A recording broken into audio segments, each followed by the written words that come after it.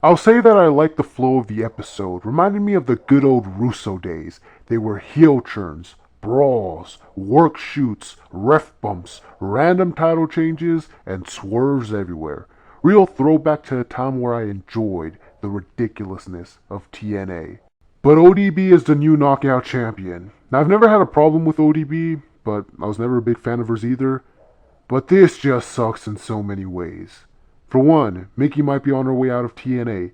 I'll cover that more in my Diva video next week, but again, her along with Mr. Anderson are two of the few people that I still care about on the TNA roster, and they both might be leaving before I can even get a chance to at least see them live one more time. I really wanted to see Mickie. I had high hopes for a triple threat at Bound for Glory between Mickie, Brooke, and Velvet. But now that ODB is a champion, that just means she's going to hop back into a feud with Fail Kim again, and that's the worst possible match that they could do. So for the sake of everything that's right, I hope either Brooke or Velvet take that belt off of ODB before Bound for Glory.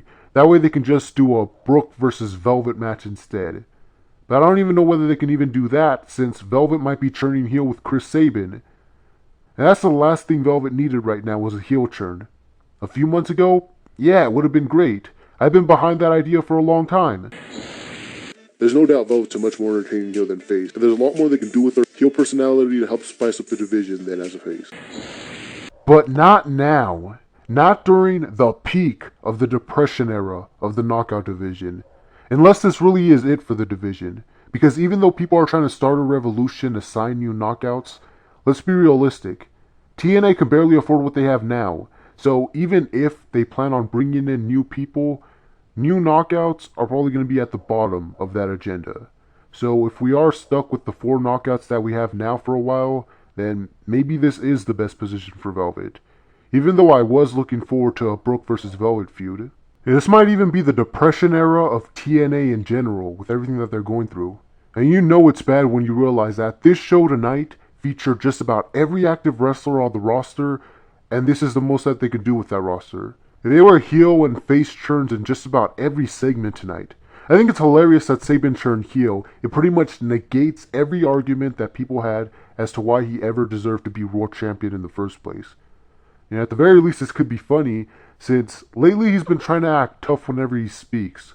Which is funny, because when you look at him, he's like Scrappy Doo. I just want to laugh every time that he tries to act hard. So if anything, this could at least be an entertaining heel run, and probably the only thing that TNA could do to give Chris Sabin somewhat of a personality.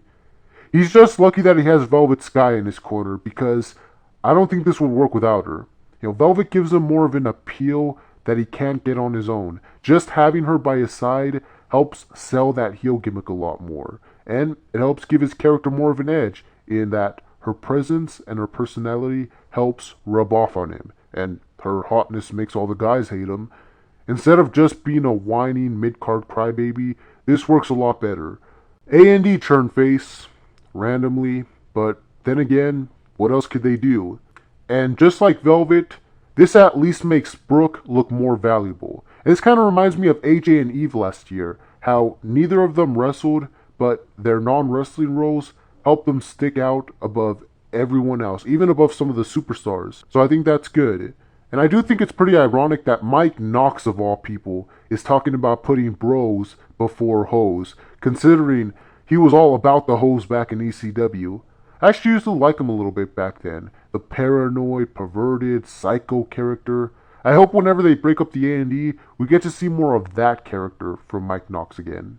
So Chavo turned heel, and unless he's going to bring back the Kerwin White gimmick, I don't care. Chavo's one of those guys that I never really cared about. Even back when I thought wrestling was real, there was always something about him that I never liked. Kerwin White was the only time that I was ever entertained by him.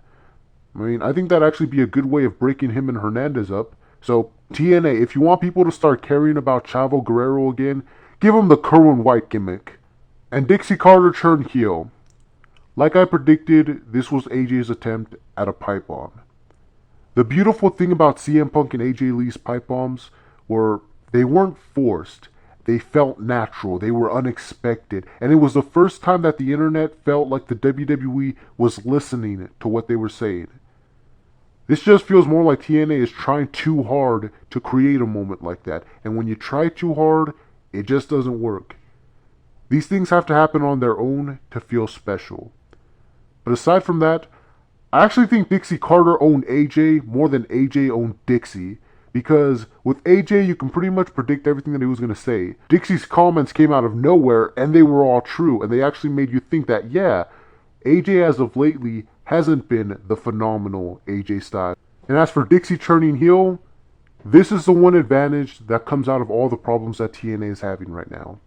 All the releases, all the failed concept, all the failed talent exchanges, having to revert back to another Impact Zone. That can all be used for a storyline now. It's just like what WWE is doing with the corporation, taking real life situations and turning them into the best storylines that we've ever seen. Now, whenever someone's contract expires, or they fail at taking another leap forward like TNA has always been trying to do, or when they have to announce that they can't afford to be on the road anymore, they can use all those things to generate heel heat on Dixie Carter. Which is funny because those are all things she's getting heat for in real life, but now they can use that to benefit the show.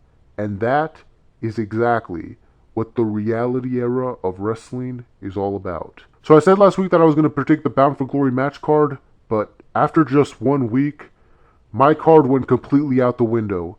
I expected Bobby Roode versus Austin Aries, I expected Mickey Brooke and Velvet in a triple threat, and I expected the mid-card Mafia versus 4chan. It doesn't look like we're going to be getting any of those matches. So, I don't know. Maybe you guys can let me know what you guys think the match card for Bound for Glory is going to look like. Anyways, it's been MTO with the MTO More Review saying yada yada yada, blah blah blah, the end.